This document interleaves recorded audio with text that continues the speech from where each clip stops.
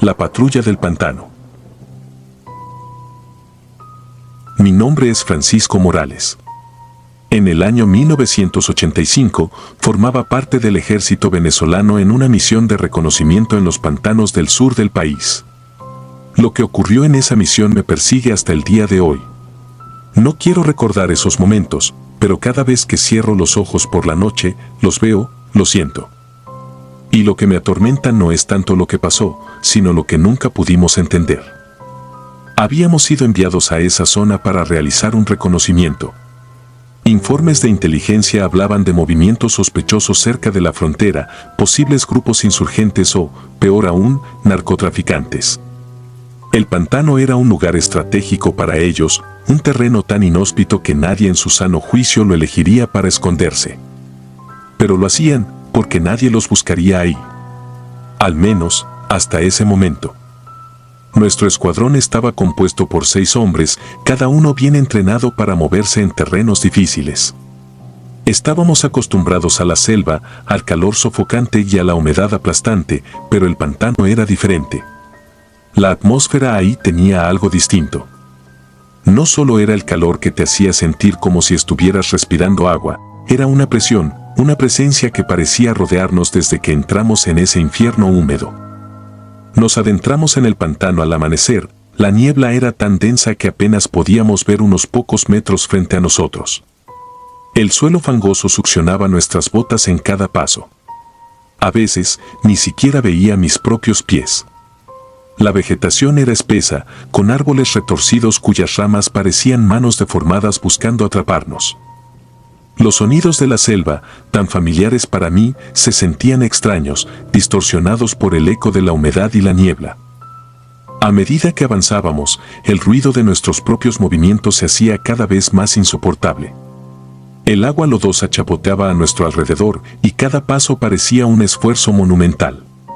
Pero había algo más.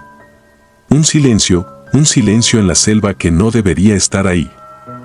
No había cantos de aves, no había insectos, solo el ruido de nuestras respiraciones y el agua que se movía a nuestro alrededor. Recuerdo el momento exacto en que comenzó el verdadero horror. Mi compañero Santiago iba justo detrás de mí. Era un tipo fuerte, alguien en quien confiabas en una situación difícil. No era el tipo de persona que se asustaba con facilidad. Sin embargo, ese día, algo lo perturbaba, algo que no podía explicar. Lo veía nervioso, mirando constantemente por encima de su hombro. En algún momento, dejó de hablar y simplemente siguió adelante, en silencio. De repente, mientras caminábamos en una sección más profunda del pantano, escuché un chapoteo detrás de mí, como si algo se hubiera movido rápidamente en el agua. Me giré instintivamente, pero Santiago ya no estaba allí. No escuché ningún grito, ningún ruido, nada. Solo silencio. Miré a mis otros compañeros, y todos tenían la misma expresión de desconcierto. Caminamos de regreso unos metros, buscando cualquier señal de él. Fue entonces cuando lo vimos. Su casco flotaba en la superficie del agua, meciéndose ligeramente con las pequeñas olas que producíamos al movernos. Lo recogí con manos temblorosas, y cuando lo levanté, el agua sucia y oscura goteaba por los bordes. Era como si él simplemente hubiera desaparecido, tragado por el pantano. Pero lo peor fue lo que vimos en el barro junto a donde flotaba el casco. Había huellas. No eran las huellas de un hombre adulto, sino marcas de manos pequeñas, como las de un niño, impresas en el barro húmedo. Estaban frescas, como si algo o alguien hubiera estado allí hace apenas unos minutos. Nadie dijo nada. Nos miramos unos a otros, buscando respuestas que ninguno de nosotros tenía. Intentamos mantener la compostura, continuar la búsqueda, pero algo en el ambiente había cambiado.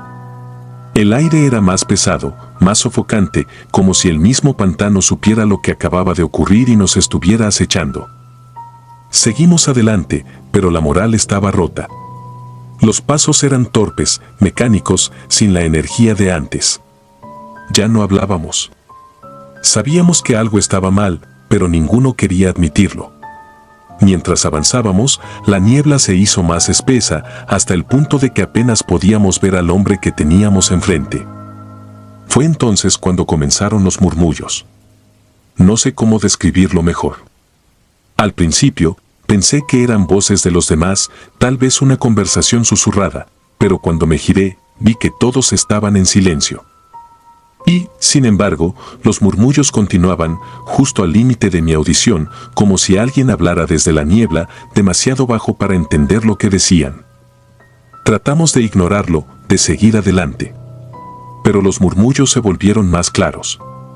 Palabras incomprensibles, como si estuvieran en un idioma antiguo o una lengua que ninguno de nosotros conocía. A veces, parecía como si vinieran de todas partes a la vez, rodeándonos, observándonos. Otras veces, los sonidos se sentían lejanos, como si estuvieran llamándonos desde algún lugar profundo del pantano. Mis compañeros también los escuchaban, lo veía en sus ojos.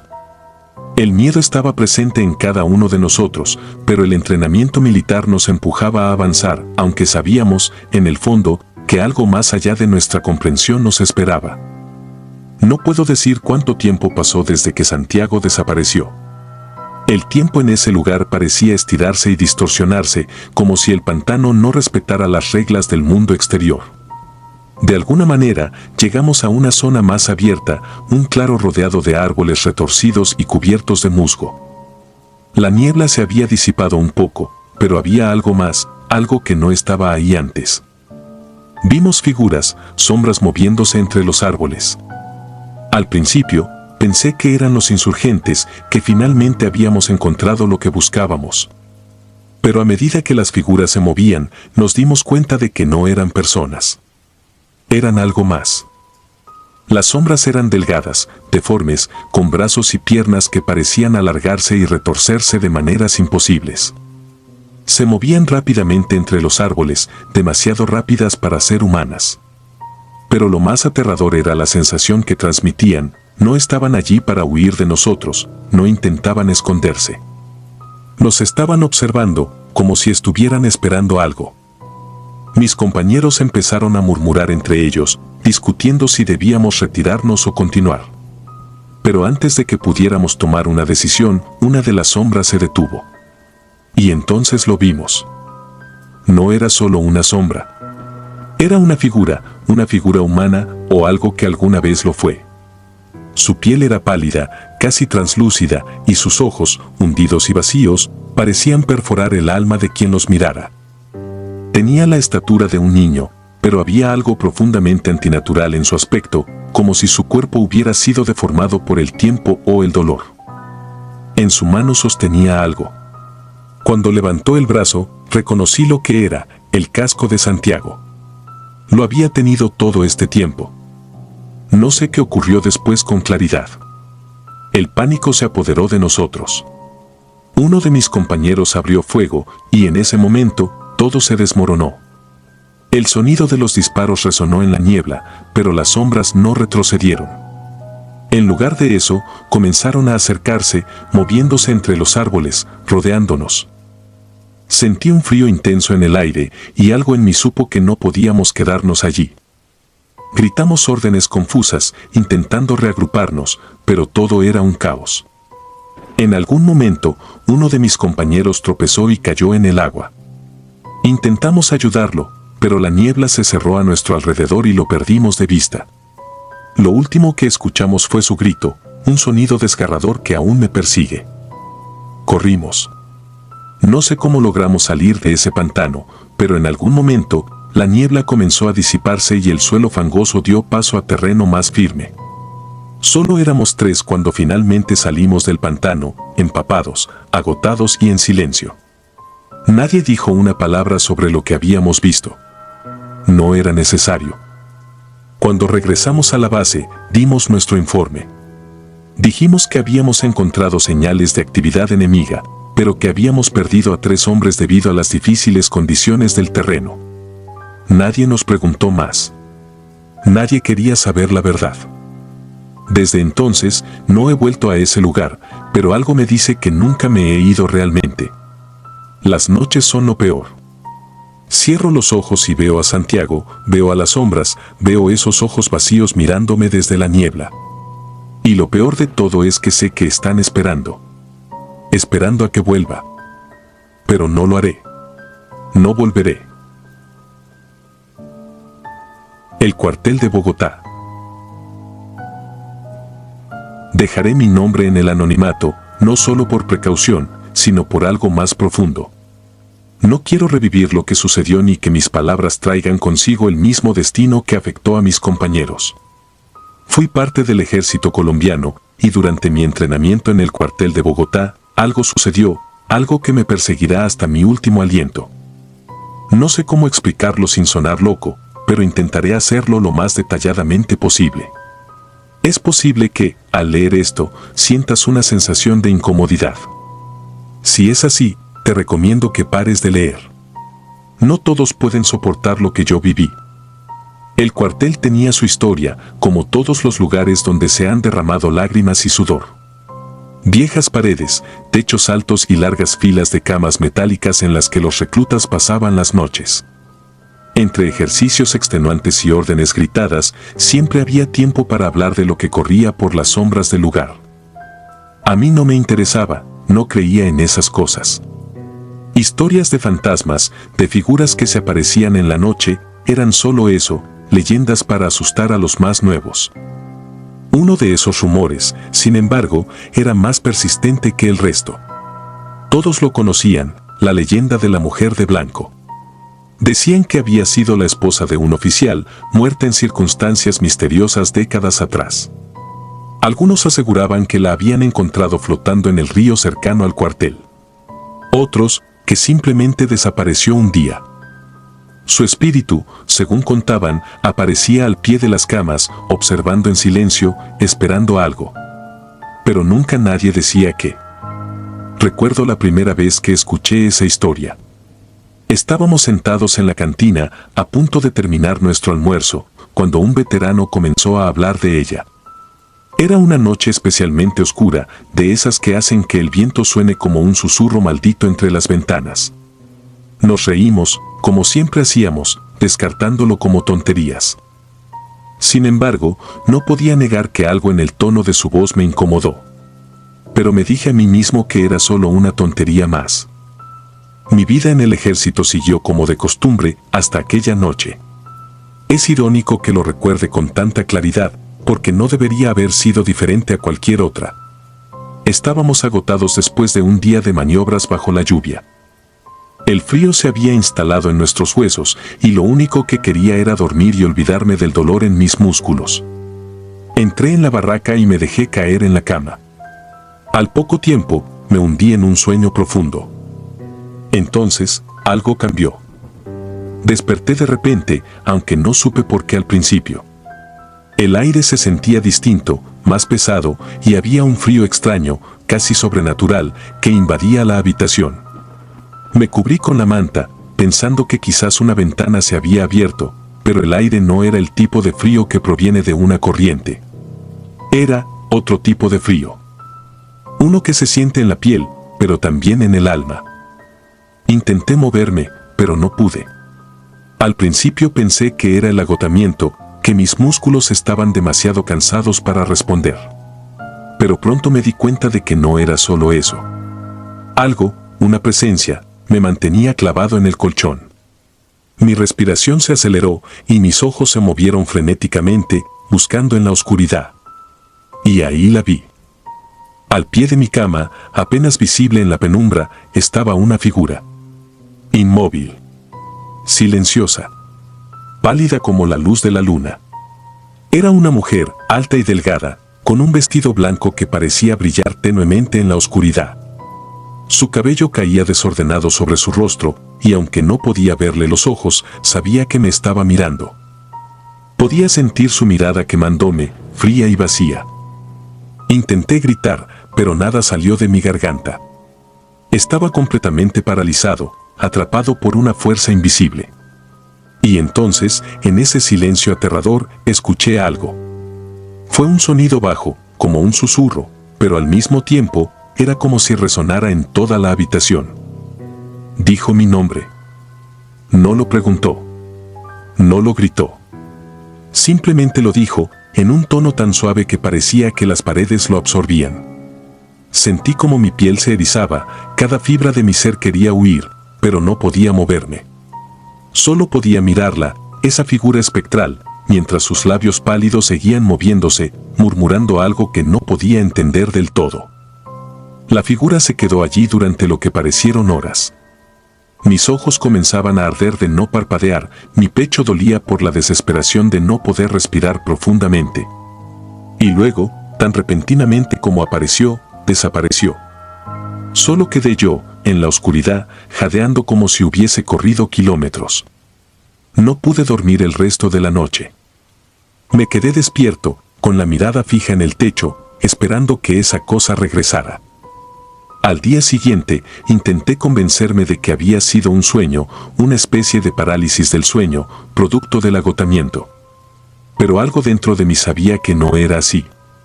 Esa sensación, ese frío, esos ojos invisibles que me miraban, eran demasiado reales para ser solo producto de mi mente. No fui el único. Al cabo de unos días, otro compañero mencionó que había tenido una experiencia extraña. Su relato era casi idéntico al mío, la misma figura, el mismo frío, el mismo susurro. Decidimos no hablar más de ello, pero sabíamos que algo estaba ocurriendo. Y no estábamos preparados para lo que vendría después. 3 semanas después, durante una de las maniobras nocturnas, uno de los reclutas desapareció. Nadie entendía cómo había ocurrido. Lo habíamos visto minutos antes, pero de repente, simplemente ya no estaba. Lo buscamos durante horas, pero no encontramos ni una pista. Al día siguiente, su cuerpo apareció en el mismo río que bordeaba el cuartel. Lo encontraron flotando boca abajo, pálido como la luna, con los ojos abiertos en una expresión de puro terror. Eso fue solo el comienzo. 2 semanas más tarde, otro compañero murió. Esta vez, lo encontraron en su litera, completamente rígido, como si hubiera muerto de un ataque al corazón, pero no había ninguna explicación médica para su estado. Solo su rostro, marcado por una expresión que no podré olvidar jamás, un rictus de pavor absoluto, como si hubiese visto algo que no debía. Después de esa muerte, la atmósfera en el cuartel cambió. El miedo era palpable. Nadie hablaba de ello, pero todos sabíamos lo que estaba ocurriendo. El rumor de la mujer de blanco ya no era una leyenda. Era real y estaba cobrando víctimas. Yo sobreviví, pero no sin consecuencias. Desde aquella noche, mis sueños fueron invadidos por pesadillas horribles, siempre con la misma figura observándome desde el rincón más oscuro de la habitación, susurrando mi nombre una y otra vez. Me despertaba sudando, con el corazón a punto de explotar, y cada vez que lo hacía, sentía que estaba más cerca.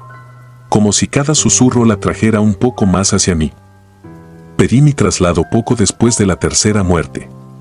No podía soportar más noches en ese lugar maldito. Me dijeron que era por estrés, que necesitaba descansar.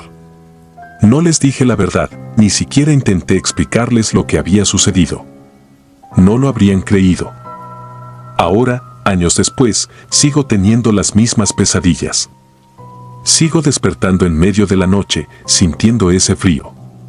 A veces creo que la veo, solo un destello blanco en la oscuridad de mi habitación. Nunca me atrevo a mirar directamente. Siento que si lo hago, si me permito verla de nuevo, esta vez no sobreviviré. Y si estás leyendo esto, te lo advierto, no la busques. No intentes entender lo que realmente es. Porque una vez que la veas, una vez que escuches tu nombre en su susurro, estarás marcado. Y no importa dónde vayas, no importa cuán lejos corras, ella siempre te encontrará. La maldición de la aldea. Mi nombre es Julio Salazar. En 1989, fui desplegado como parte de un escuadrón militar en una misión de reconocimiento en El Salvador, en plena guerra civil. Era una época de caos y violencia, pero no éramos ajenos a la brutalidad. Había luchado en otros conflictos, y pensé que, como siempre, los horrores serían humanos, crudos y tangibles. No imaginaba que, al pisar esa tierra, el miedo tomaría una forma mucho más profunda y más oscura. Nos enviaron a una aldea remota en las montañas. Oficialmente, íbamos a buscar presencia guerrillera, pero en el fondo sabíamos que era una excusa para afianzar el control sobre la región. Los aldeanos eran pobres, campesinos que apenas se sostenían con lo que cultivaban, pero en sus ojos había algo que me incomodaba desde el primer día. No era solo miedo. Era como si supieran algo que nosotros no. Uno de los más ancianos se acercó la primera noche que llegamos. Era un hombre encorvado, con el rostro tallado por los años y el trabajo bajo el sol. Con una voz temblorosa, nos advirtió que estábamos en un lugar donde los soldados no debían estar, donde los muertos caminaban y donde la tierra estaba maldita para quienes llevaban armas. Mis compañeros, como yo, se rieron. Parecía una de esas historias que la gente cuenta para asustar a los forasteros, para mantenernos a distancia. Pero la sensación de inquietud comenzó casi de inmediato. La primera noche, mientras montaba guardia, los perros de la aldea comenzaron a aullar sin razón aparente. No había luna y el cielo era una oscuridad absoluta.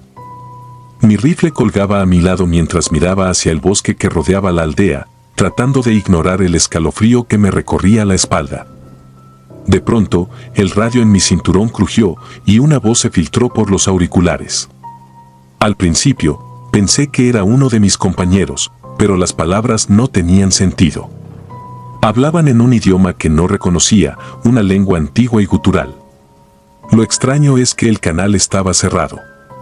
Nadie debería haber podido transmitir. Traté de hacer contacto con el resto del escuadrón, pero la señal estaba muerta. Solo quedaba el murmullo de esa voz distante que parecía envolverme desde la oscuridad del bosque. Al día siguiente, compartí lo sucedido, pero todos lo descartaron. El equipo de radio está defectuoso, me dijo Torres, el técnico del grupo. No le di más vueltas. Sin embargo, la atmósfera en la aldea no mejoraba. Las miradas de los aldeanos seguían siendo de una mezcla entre desprecio y lástima. Algo ocultaban. Esa misma semana, mientras montábamos una red de vigilancia alrededor del perímetro, empezaron los accidentes. El primero fue Méndez. Lo encontramos por la mañana, después de que no respondiera al llamado para el desayuno. Estaba tendido en su tienda, rígido, con los ojos abiertos de par en par. Su cara estaba deformada por una expresión de puro terror y en su piel había una extraña palidez que no habíamos visto nunca. Los médicos del pelotón no pudieron explicarlo. No había signos de violencia ni heridas visibles. Ataque al corazón, concluyeron finalmente, aunque Méndez no tenía antecedentes de problemas cardíacos.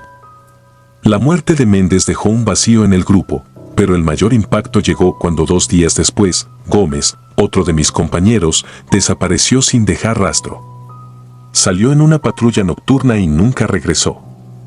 Al principio, pensamos que había desertado o se había perdido en la espesura, pero lo que encontramos hizo que cualquier esperanza se desvaneciera. Al día siguiente, hallamos su cadáver colgando de un árbol en el bosque, a unos metros de donde había estado patrullando.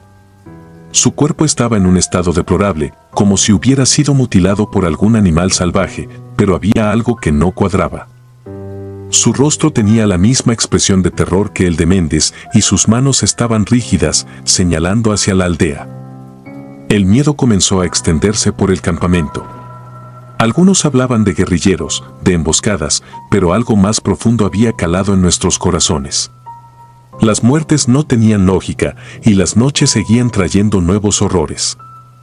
Los perros continuaban aullando, las radios seguían transmitiendo esas voces extrañas, y todos en el escuadrón comenzamos a ver cosas en la oscuridad. Sombras que se deslizaban entre los árboles, figuras que parecían observarnos desde la distancia. Torres, siempre el más racional del grupo, fue el siguiente en morir. Lo encontraron en su tienda, empapado en sudor, con la cara enterrada entre sus manos. Sus dedos estaban crispados, como si hubiera intentado arrancarse los ojos. La explicación oficial fue paranoia inducida por estrés, pero todos sabíamos que era más que eso. Algo estaba jugando con nuestras mentes, algo que nos acechaba en silencio. Fue después de la muerte de Torres cuando comencé a tener sueños.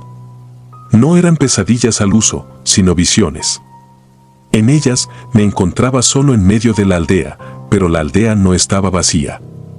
En cada una de las chozas había soldados, hombres de distintas épocas, todos uniformados, con rostros pálidos y ojos vacíos. Me miraban desde las ventanas, desde las puertas, como si esperaran que me uniera a ellos. Cada vez que despertaba, sentía que una parte de mí había quedado atrapada en ese sueño, una parte que nunca recuperaría. Los aldeanos comenzaron a evitarnos por completo. Ya no salían de sus casas cuando pasábamos. Solo el anciano que nos había advertido al principio continuaba viéndonos, siempre desde la distancia, con una mirada de resignación, como si supiera que ya estábamos perdidos. Los últimos días antes de la evacuación fueron los peores. Éramos 6 al principio, pero solo quedábamos 3. Cada uno de nosotros vivía con el miedo constante de ser el siguiente. Las noches eran interminables, llenas de murmullos que provenían de ninguna parte, de pasos que no tenían dueño. Había noches en las que no podíamos siquiera dormir, nos sentábamos en círculo, con las armas en la mano, esperando el golpe final. Recuerdo la última noche con una claridad aterradora. Estábamos listos para retirarnos, pero algo en el ambiente había cambiado. El aire era pesado, sofocante. Nos refugiamos en una de las casas abandonadas de la aldea, temblando, esperando que la luz del día nos trajera algún tipo de salvación. Pero la salvación nunca llegó. En medio de la noche, me desperté abruptamente. Los aullidos de los perros habían cesado y el silencio era absoluto. De repente, las radios comenzaron a chisporrotear de nuevo, esta vez con más fuerza. Las voces eran más claras, pero seguían siendo incomprensibles. Me incorporé, empapado en sudor, y entonces lo vi. Desde una de las ventanas, una figura observaba. Era un hombre, vestido con un uniforme antiguo, muy parecido al nuestro, pero su rostro estaba cubierto de sombras, y sus ojos eran completamente negros. Intenté moverme, gritar, pero mi cuerpo estaba paralizado por el terror. La figura levantó una mano, como si estuviera llamándome. Alrededor de mí, mis compañeros empezaron a murmurar en sueños, sus cuerpos retorciéndose de manera antinatural, como si algo invisible los estuviera manipulando. La figura se acercó a la puerta, y fue entonces cuando todo se desvaneció en una oscuridad profunda, sofocante. Desperté al amanecer, solo. Mis compañeros habían desaparecido, y no quedaba rastro de ellos. Las radios estaban apagadas, los perros muertos, y la aldea completamente vacía. Caminé durante horas hasta que finalmente fui encontrado por otro escuadrón. Nunca pudieron explicar lo que sucedió en esa aldea. Las muertes fueron catalogadas como accidentes en combate, pero yo sabía la verdad. Esa tierra estaba maldita, como lo había advertido el anciano. Los espíritus de los soldados caídos, aquellos que habían pisado esas tierras antes que nosotros, habían reclamado a mis compañeros, uno por uno. Y ahora, incluso en la seguridad del cuartel, siento su presencia, en las sombras, en los susurros del viento. Sé que algún día vendrán por mí también. A veces, en medio de la noche, oigo el crujido de las radios. Y las voces, las mismas que escuché en la aldea, me llaman. Roba pieles. Soy militar y siempre he sido de los que no creen en cuentos ni leyendas. Lo mío son los hechos, lo tangible, pues mi vida ha sido un constante enfrentamiento con el peligro y he visto cosas que harían temblar a cualquier civil, pero nada me preparó para lo que ocurrió en aquel desierto maldito. Cuando me enfrenté a algo que escapaba a toda lógica, algo que no debía existir. Era una misión rutinaria, mi batallón y yo habíamos sido desplegados en una zona árida y desolada al norte del país, un lugar donde el calor parecía devorar la carne y la noche se tragaba el alma. Era un territorio hostil, pero no por lo que esperábamos, pues el enemigo no era humano. Habíamos llegado para investigar las desapariciones de varios grupos militares en la zona. No había reportes oficiales de combate ni enfrentamientos, solo el silencio inquietante de soldados que nunca regresaban, hombres entrenados, endurecidos por la guerra, evaporándose en la nada. Eso encendió las alarmas y nadie lo admitía, pero había un rumor que corría por entre los escuadrones, una especie de susurro sombrío que aterraba a los veteranos. Decían que en esas tierras no se trataba de ningún enemigo convencional, pues había algo que cazaba, algo antiguo, implacable. Pues algunos lo llamaban el robapieles. La base que nos asignaron estaba en ruinas, no había más que vestigios de lo que una vez fue un puesto militar activo. Edificios abandonados, vehículos destrozados y, lo peor, el hedor. El aire estaba impregnado de un olor acre, como si algo podrido llevara años fermentando bajo el sol inclemente. No vimos cuerpos, ni restos humanos, pero había algo en el ambiente que me ponía los pelos de punta, algo andaba mal. Esa primera noche no pude dormir, pues me encontraba en la cama, envuelto en una oscuridad tan densa que casi se podía cortar. El viento soplaba suave, pero traía consigo un sonido extraño, como si alguien o algo estuviera susurrando a lo lejos, demasiado lejos para entender las palabras, pero lo suficientemente cerca para perturbarme. Lo atribuí al cansancio, al estrés de estar en una zona tan hostil, y me forcé a cerrar los ojos, pero algo me mantenía alerta, un presentimiento, una sensación en mi pecho que no me dejaba estar en paz. Fue entonces cuando lo escuché por primera vez, un gruñido, bajo y gutural, que parecía provenir desde las entrañas de la tierra. Me levanté y salí de la tienda, con el fusil en mano, buscando algo, cualquier cosa que justificara esa sensación. El aire era espeso y el silencio casi insoportable, pero no vi nada, solo sombras que se alargaban bajo la luz de la luna. El resto de los compañeros dormía o, al menos, lo intentaban. Decidí que sería mejor no alarmarlos con mis paranoias, así que volví a mi cama, pero esa noche no pude conciliar el sueño. Pues algo estaba allá afuera, lo sabía. El día siguiente transcurrió sin grandes novedades, pero la tensión en el aire era palpable, pues todos sabíamos que algo no estaba bien. Seguimos explorando el terreno, buscando indicios de los soldados desaparecidos, pero no encontramos nada, solo rastros antiguos de campamentos vacíos y herramientas oxidadas. Era como si la tierra misma se hubiera tragado a los hombres. Al caer la noche, el miedo se intensificó y nos turnamos para hacer guardias, y cuando me tocó a mí, los sonidos regresaron.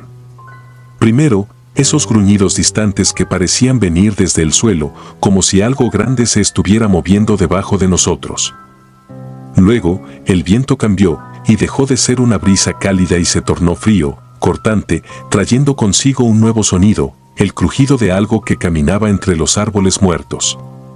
Me paré en seco, el arma en posición, tratando de identificar el origen de ese ruido, y fue entonces cuando lo vi por primera vez. Una figura alta, demasiado alta para ser un hombre, se movía entre las sombras, a unos metros de distancia. Su andar era torpe, como si no supiera cómo usar sus piernas, pero lo que más me aterraba era su forma, pues parecía humano, pero no lo era. La piel que llevaba era extraña. Colgaba de su cuerpo de una manera antinatural, como si no le perteneciera, como si hubiera sido arrancada de otro ser. En eso sentí un nudo en el estómago, pues eso no era posible, no podía ser real. Me quedé quieto, esperando a que desapareciera, pero entonces se detuvo, giró la cabeza en mi dirección y, en ese momento, lo supe, sabía que yo estaba allí. Pude sentir su mirada atravesando la oscuridad y mi corazón se aceleró y el miedo me invadió de una manera que nunca había experimentado antes. No era el temor común de un soldado en combate, era algo primitivo, un miedo ancestral. Pues estaba ante algo que no comprendía, algo que no pertenecía a este mundo. Corrí hacia la tienda, despertando a mis compañeros. Pero cuando les conté lo que había visto, lo atribuyeron a la fatiga, a los días de tensión. Sin embargo, pude notar en sus ojos que algo les inquietaba también. Quizá ya habían sentido lo mismo, pero no querían admitirlo. Esa noche, todos estuvimos más alerta, pues el ambiente era sofocante y la sensación de ser observados nunca nos abandonaba. Y el olor, ese olor a carne podrida, a muerte, se hacía cada vez más fuerte. Algo estaba cazándonos, y lo sentíamos. No tardó en atacar, y fue rápido, brutal. En medio de la guardia de uno de los compañeros, el silencio se rompió con un grito desgarrador. Corrimos hacia el lugar, pero ya era tarde, pues su cuerpo yacía en el suelo, despojado de su piel. Su rostro estaba congelado en una mueca de terror indescriptible, pero lo peor fue lo que no vimos. No había rastro del atacante, ni siquiera señales de lucha, simplemente había sido desollado vivo en cuestión de segundos. El pánico se apoderó del grupo, intentamos comunicarnos con la base principal, pero las radios no funcionaban, como si algo estuviera interfiriendo con las señales. Estábamos solos, atrapados con aquello que nos acechaba, y no había escapatoria. Esa misma noche, lo vi de nuevo, más cerca esta vez. Caminaba alrededor de nuestro campamento, observándonos, y su piel estaba estirada, tensa, y su andar seguía siendo errático, casi como si estuviera aprendiendo a moverse en ese cuerpo que no le pertenecía. La verdad, no puedo describir el horror de ese momento, pues no sabíamos qué hacer, y las balas no parecían tener sentido frente a algo así. Comenzamos a perder hombres, uno tras otro, y cada vez que alguien se alejaba, aunque fuera por un segundo, escuchábamos su grito y luego solo quedaba el silencio y un cadáver desollado. Era implacable, paciente, y no tenía prisa, solo nos estaba cazando, uno a uno. Pasaron los días y ya éramos pocos, y el miedo se había convertido en nuestra única compañía. Apenas hablábamos, y cuando lo hacíamos, era en susurros, pues no queríamos que supiera que aún estábamos allí, aunque en el fondo sabíamos que lo sabía. Nos estaba jugando, como un gato juega con un ratón antes de devorarlo. Finalmente, decidimos que debíamos escapar, aunque no teníamos idea de cómo hacerlo sin ser cazados. Una noche, aprovechamos una tormenta de arena para movernos, y creíamos que el viento y la arena nos cubrirían, pero estábamos equivocados, y en medio de la tormenta, lo vimos.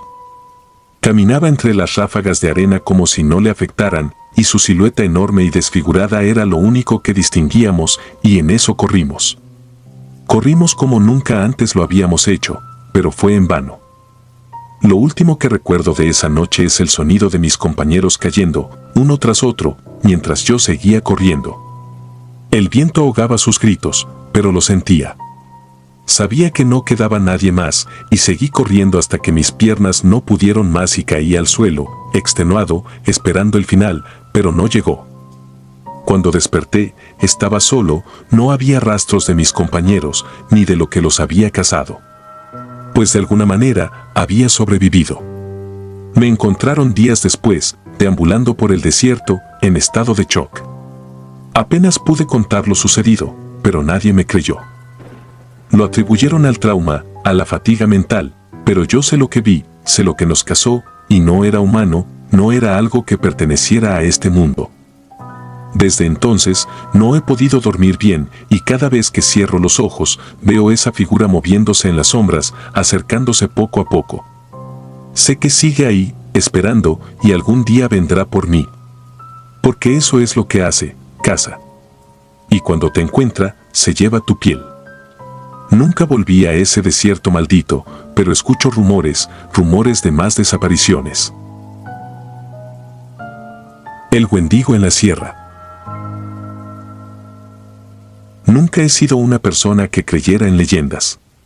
Durante mis años en el ejército, he vivido cosas que a muchos podrían asustarles, pero al final, todo tenía una explicación racional. Eso creía hasta que nos enviaron a esa maldita sierra, una región montañosa al norte del país, un lugar olvidado, donde las mismas nubes parecían esconder el sol para siempre. Lo que experimenté allí es algo que nunca podré olvidar, algo que me persigue cada vez que cierro los ojos. Esa misión marcó un antes y un después en mi vida, y aún hoy, aunque trato de dejarlo atrás, las pesadillas vuelven una y otra vez. Este relato es mi intento de sacarlo de mí, como si escribirlo lo pudiera hacer desaparecer de mi mente. Nos habían dado órdenes claras, asegurar la zona y localizar a un grupo de contrabandistas que, según la inteligencia, estaba usando la región para esconderse. Eran las primeras semanas de otoño, cuando la sierra ya empezaba a helarse por las noches. Salimos un grupo de 5, el sargento Muñoz, el cabo Rivas, los soldados Pérez, Ortega y yo. En el cuartel nos advirtieron de las inclemencias del clima, pero ninguno mencionó lo que realmente acechaba en esa maldita montaña. El primer día en la sierra fue tranquilo, demasiado tranquilo. La vegetación era espesa y a pesar de que llevábamos un mapa y brújulas, el terreno era difícil de navegar. Al mediodía, el cielo se había cubierto por completo y la temperatura descendía rápidamente. No había señal de los contrabandistas ni rastros de alguna actividad humana reciente. Algo no cuadraba. Al caer la noche, montamos un campamento improvisado con la esperanza de que al día siguiente encontraríamos alguna pista. Aquella primera noche fue cuando todo comenzó a sentirse extraño. El viento ululaba entre los árboles, pero lo hacía de una manera que no parecía natural. No era el típico sonido del viento entre las ramas, sino algo más profundo, como si el mismo bosque estuviera gimiendo de dolor. Pérez fue el primero en mencionarlo. ¿Escuchan eso?, preguntó, con la mirada fija en la oscuridad que nos rodeaba. Al principio, pensé que simplemente se estaba dejando llevar por la atmósfera del lugar, pero pronto me di cuenta de que todos lo escuchábamos. Era como un lamento lejano, algo que parecía venir de muy dentro de la sierra. Nadie dijo más. Nos limitamos a quedarnos en silencio, tensos, hasta que finalmente el cansancio nos venció.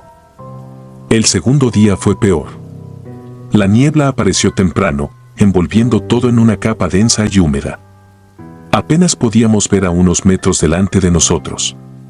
Seguimos caminando, guiados solo por nuestras brújulas, pero la sensación de estar perdidos era innegable. Muñoz, que siempre había sido el más decidido, empezó a dudar de nuestra ruta. Intentamos mantenernos juntos, pero la niebla jugaba trucos en nuestra mente. A veces sentía que había algo moviéndose entre los árboles, sombras que desaparecían cuando las miraba directamente. «No estamos solos aquí», murmuró Ortega, mirando hacia la espesura. Lo ignoramos, o más bien, intentamos ignorarlo. Pero conforme el día avanzaba, la sensación de que algo nos acechaba se hacía más fuerte. Y entonces ocurrió lo que rompió lo poco que quedaba de nuestra calma: encontramos un cadáver. Estaba semioculto entre la maleza, con las manos torcidas en ángulos imposibles, como si hubiera luchado contra algo antes de morir. Su rostro. Dios, su rostro estaba congelado en una expresión de terror puro. Pero no fue eso lo peor. Su cuerpo estaba parcialmente devorado, como si algo grande y fuerte lo hubiera desgarrado. No parecía un animal. Las marcas en la piel eran precisas, casi humanas.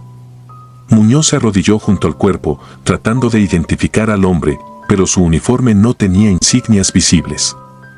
Mientras lo examinaba, el viento volvió a soplar, trayendo consigo ese mismo lamento de la noche anterior, pero ahora más fuerte, más cercano. «Nos vamos», dijo el sargento, su voz tensa. «Esto no es lo que esperábamos». Intentamos regresar, pero todo en la sierra parecía conspirar en nuestra contra. Caminábamos en círculos, cada paso más desesperado que el anterior. La niebla se hacía más espesa, y el sol, si es que alguna vez había salido, ya no era visible. El tercer día, Ortega desapareció. Estábamos avanzando lentamente cuando, de repente, ya no estaba con nosotros. No escuchamos nada, ni un grito, ni el crujido de ramas. Simplemente se desvaneció. Buscamos durante horas, gritando su nombre, pero la sierra se tragó nuestros gritos sin devolver ningún eco. La noche cayó rápidamente, y con ella, la verdadera pesadilla comenzó. Mientras tratábamos de encender un fuego para mantener el frío a raya, escuchamos algo moviéndose entre los árboles. Era un sonido pesado, un crujido de ramas y hojas que indicaba que algo grande, estaba merodeando cerca. Nos levantamos de inmediato, armas listas, pero no podíamos ver nada más allá de la maldita niebla. Y entonces, lo vimos. No sé cómo describirlo sin que parezca una locura. Era una figura alta, delgada, con brazos larguísimos que colgaban de su cuerpo como si no tuviera huesos. Sus ojos brillaban en la oscuridad, dos puntos rojos que parecían observarnos con una mezcla de hambre y desprecio. Tenía una especie de cuernos o astas retorcidas que emergían de su cabeza y su piel era pálida, casi traslúcida. Cuando lo vi por primera vez, pensé que estaba alucinando, pero el pánico en los ojos de mis compañeros me confirmó que no era el único. «¡Fuego!», gritó Muñoz.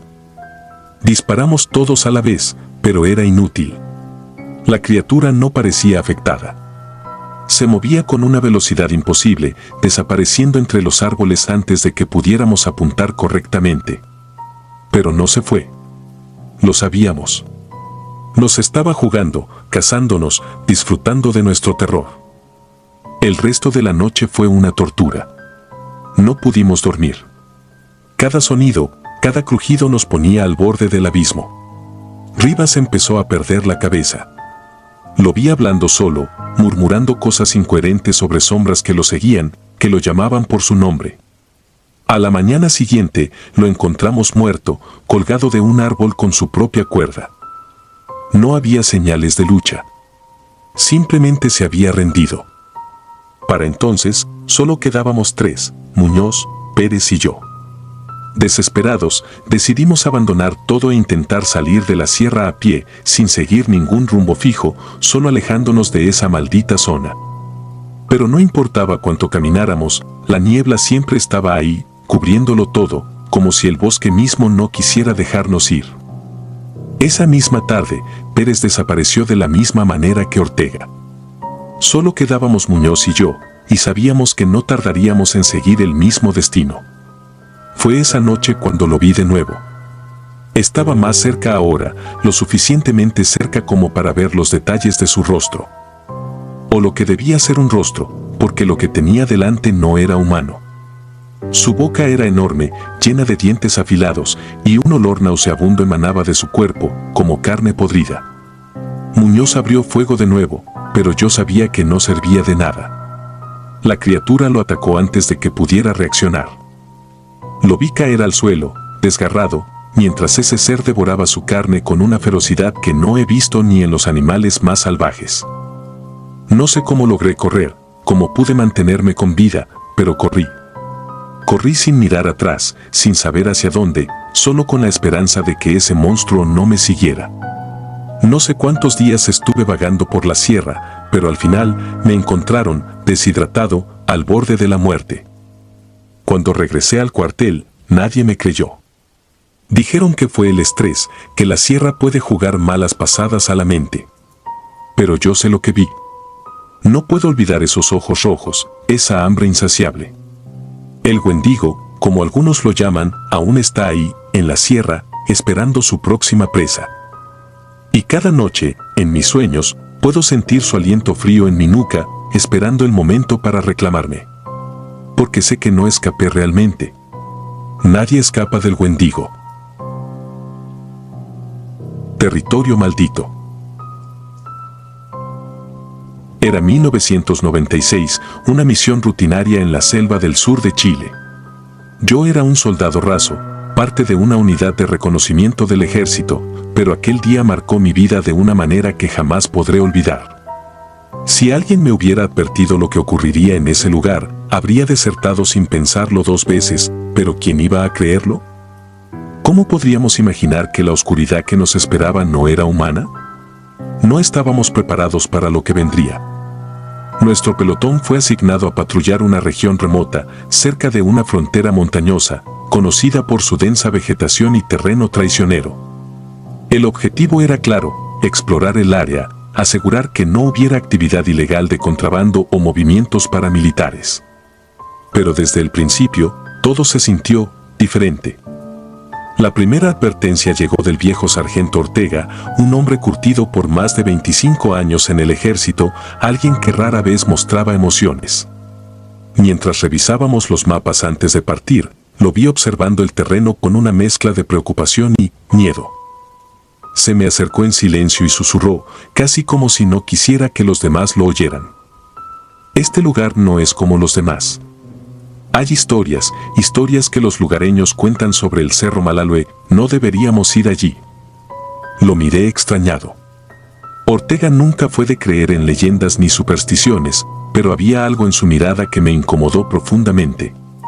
Sin embargo, las órdenes eran órdenes. Debíamos movernos. El primer día en la jungla fue agotador, aunque aparentemente normal. Avanzamos con dificultad a través de la densa maleza, el suelo resbaladizo y cubierto de hojas podridas que desprendían un olor nauseabundo. A medida que el sol caía, un manto de oscuridad absoluta se apoderaba del lugar y con él, el silencio. Ni siquiera el sonido de los animales nocturnos parecía quebrar esa opresiva calma. Esa noche, establecimos un campamento temporal al borde de una quebrada. La humedad era sofocante y el calor asfixiante. El ambiente se sentía espeso, como si el mismo aire nos envolviera en una especie de asfixia invisible. A pesar del cansancio, me costaba dormir. Sentía una inquietud creciente, como si algo o alguien nos estuviera observando desde las sombras de la selva. A la mitad de la noche, me desperté sobresaltado por un ruido extraño, un susurro que parecía moverse entre los árboles. No podía identificar si venía del viento o de algo más. Me quedé inmóvil, con el fusil a mi lado, agudizando el oído. Entonces, lo escuché de nuevo. Era como un murmullo, pero no en español. Parecían palabras antiguas, guturales, mezcladas con el sonido de las ramas al moverse. Miré a mi alrededor y noté que no era el único que lo había escuchado. Ortega estaba despierto, con los ojos muy abiertos y la mandíbula tensa. Se levantó lentamente y se acercó a mí. «Es ella», susurró apenas. «La bruja de Malalue». Al día siguiente, el ambiente entre nosotros era tenso, como si todos supiéramos, aunque ninguno lo dijera en voz alta, que algo iba terriblemente mal. La selva se volvía cada vez más hostil a medida que nos adentrábamos más en territorio desconocido. Los mapas parecían inútiles, como si la geografía misma del lugar hubiera cambiado. Senderos que debían llevarnos al siguiente punto de encuentro simplemente desaparecían, y la brújula comenzaba a fallar. Una de las cosas más perturbadoras fue que la selva, que antes estaba llena de los sonidos habituales de la naturaleza, se había vuelto inquietantemente silenciosa. Ni un solo pájaro, ni un insecto. Solo nuestras pisadas crujientes y la pesada respiración de los hombres. Era como si algo, una presencia, hubiera ahuyentado toda vida del lugar. Para la tercera noche, las cosas comenzaron a salirse de control. Uno de nuestros compañeros, el cabo Ramírez, comenzó a comportarse de manera extraña. Decía que veía sombras moviéndose entre los árboles, figuras que lo observaban desde el borde de nuestra vista, siempre al acecho, siempre en silencio. Al principio pensamos que estaba alucinando por el agotamiento, pero pronto otros comenzaron a decir lo mismo. Yo mismo vi algo esa noche, una sombra alta, encorvada, que se deslizaba entre los árboles a una velocidad imposible. No hacía ruido, pero cada vez que la veía, una oleada de frío recorría mi espalda. La situación empeoró cuando Ortega cayó enfermo. Parecía un simple resfriado al principio, pero su estado empeoró con rapidez.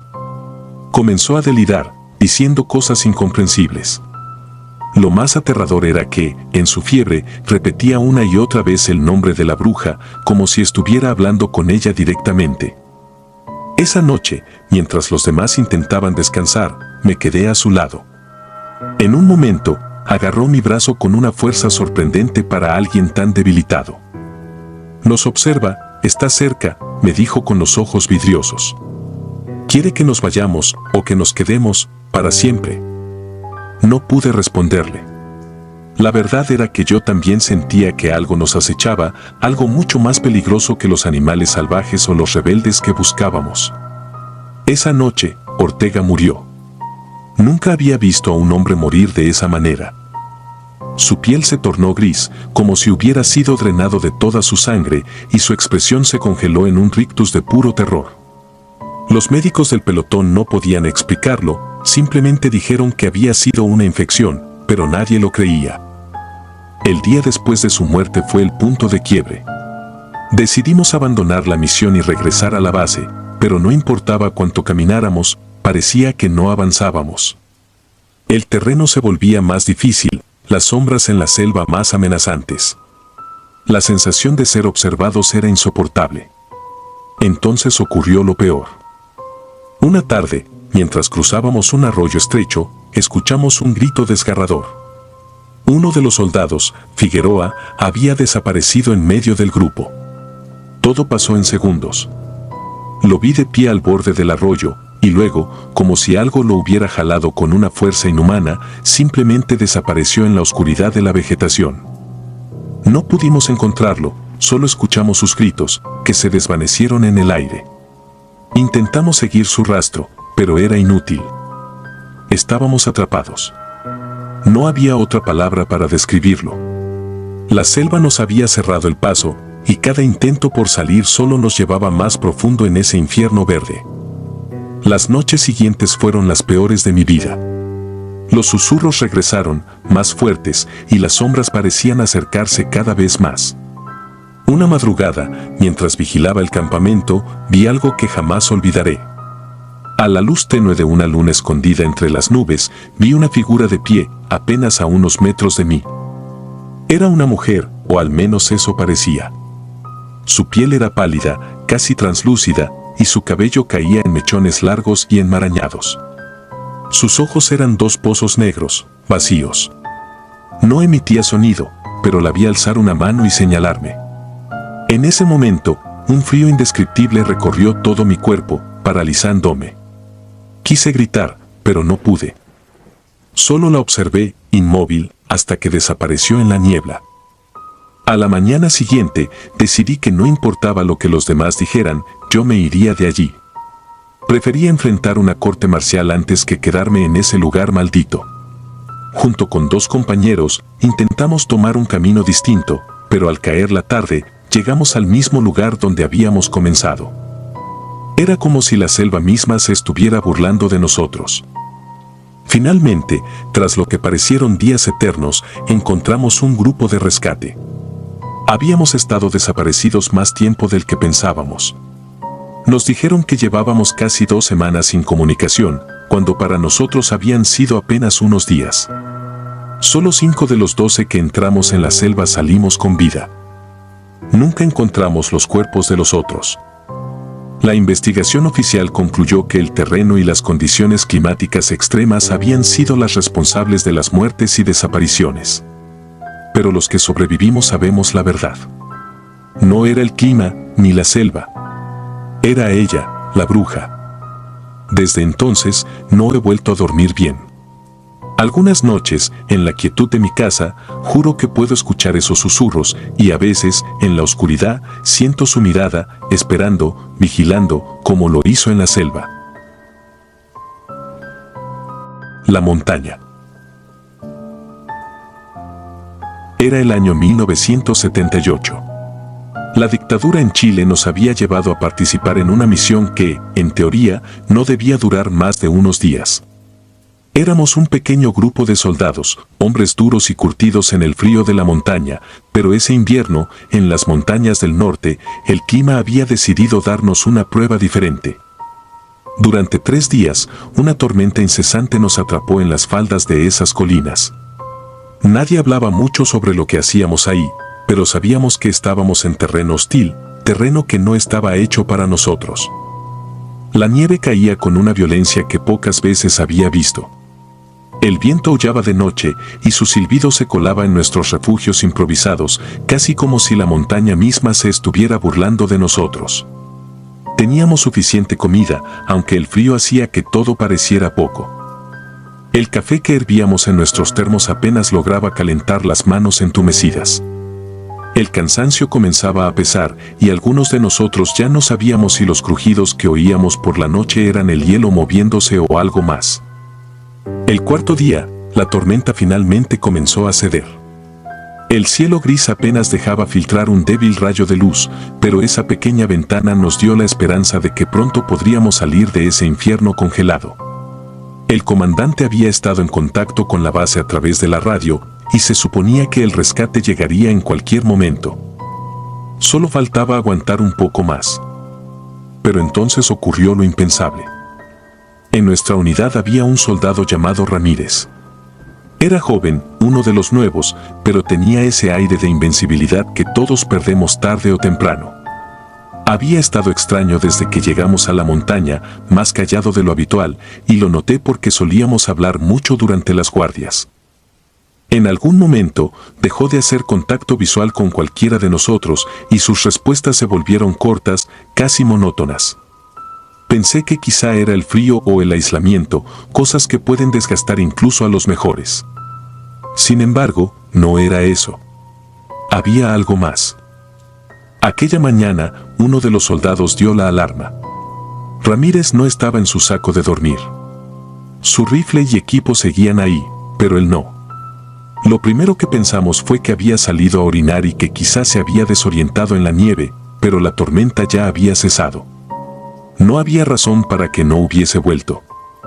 Organizamos una pequeña búsqueda por los alrededores, confiando en que lo encontraríamos pronto.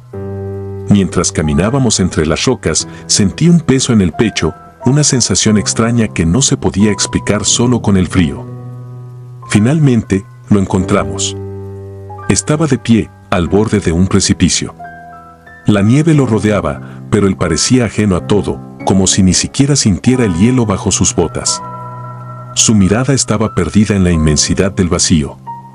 Mis instintos de soldado me dijeron que algo no estaba bien y ordené a los demás que no se acercaran demasiado. Lo llamamos, gritamos su nombre, pero no respondía. Cuando finalmente decidí acercarme, solo para intentar razonar con él, fue cuando lo escuché. Una risa. Al principio baja, como un susurro, pero luego se fue haciendo más fuerte. No era una risa normal. Había algo en ese sonido que hizo que el vello de mi nuca se erizara. Parecía venir desde lo más profundo de su garganta, pero al mismo tiempo no parecía suya. Era como si la montaña misma se riera a través de él. Retrocedí instintivamente, sintiendo que algo horrible estaba por suceder. Los demás miraban, congelados en el lugar, incapaces de entender lo que estaban viendo. Ramírez siguió riendo, y luego, en un movimiento que me pareció demasiado fluido para alguien en su estado, se lanzó al vacío. No intentó salvarse, no gritó. Solo desapareció entre las rocas y la nieve, como si la montaña lo hubiera reclamado. El silencio que siguió fue peor que cualquier ruido. Nadie se movió por lo que pareció una eternidad, y cuando finalmente lo hicimos, solo fue para retroceder, alejarnos de ese precipicio como si de alguna manera estuviéramos evitando caer también. Sabíamos que su cuerpo estaba allá abajo, destrozado entre las piedras, pero nadie quiso ir a buscarlo. La radio seguía emitiendo estática, el rescate no había llegado, y nos quedamos en ese lugar, atrapados con una sombra que ya no nos dejaría en paz. Durante las horas siguientes, algo comenzó a cambiar en el grupo. Los rostros de mis compañeros se volvieron más pálidos, más tensos. Nadie quería hablar de lo que habíamos visto, pero era obvio que todos lo sentíamos. Algo no estaba bien en ese lugar. La risa de Ramírez seguía resonando en mi cabeza y aunque intenté sacármela, no podía. Por la noche, cuando me tocó la guardia, sentí que no estaba solo. El viento ya no aullaba como antes. Ahora susurraba. Era un sonido suave, constante, y al principio pensé que era solo mi imaginación. Pero mientras más lo escuchaba, más me convencía de que esos murmullos no eran naturales. Cada vez que giraba la cabeza, tenía la sensación de que algo me observaba desde la oscuridad. Sentía un peso en el aire, una presencia invisible que parecía moverse justo fuera de mi vista. Incluso el frío había cambiado. Ya no era simplemente helado, era opresivo, como si la montaña intentara absorber todo el calor que me quedaba. Empecé a preguntarme si había algo en esa montaña que nos estaba afectando. Algo antiguo, más viejo que cualquiera de nosotros y mucho más peligroso. El comandante nos había dicho que la zona estaba llena de historias indígenas, leyendas sobre espíritus y criaturas que habitaban en las montañas, pero en su momento lo habíamos tomado como superstición. Ahora, ya no estaba tan seguro. A la mañana siguiente, otro de los soldados, Pérez, comenzó a comportarse de manera extraña. Estaba temblando, aunque el frío no había empeorado. Sus ojos parecían vacíos y murmuraba cosas ininteligibles. Intentamos sacarle alguna palabra coherente, pero solo repetía que algo nos estaba observando. Que ellos venían por nosotros. No explicó quiénes eran ellos, pero su voz, cargada de un miedo inexplicable, se quedó grabada en mi mente. Durante esa tarde, comenzaron a pasar cosas más extrañas. Las radios dejaron de funcionar. Las brújulas giraban sin control. Algunos de los hombres aseguraban haber visto sombras entre los árboles, moviéndose rápido, demasiado rápido. Al principio lo atribuí al cansancio, pero no tardé en notar que también yo veía esas formas oscuras que parecían vigilar, escondiéndose justo en los límites de nuestra visión. El último día antes de que llegara el rescate fue el peor. Los susurros ya no eran solo ruido en mi cabeza. Eran palabras. Susurros que parecían venir de todas partes a la vez, hablándome, riéndose, llamándome por mi nombre. Podía sentir cómo la cordura comenzaba a escurrirse de mí, como si cada minuto que pasaba en ese lugar me arrancara un poco más de mí mismo. Me di cuenta de que no solo era Ramírez el que había caído bajo la influencia de lo que fuera que vivía en esa montaña. Todos estábamos siendo cazados, de alguna manera. Finalmente, al mediodía, el helicóptero llegó. Cuando vi el rotor levantando la nieve y escuché el ruido ensordecedor de las hélices, fue como si un peso se levantara de mi pecho.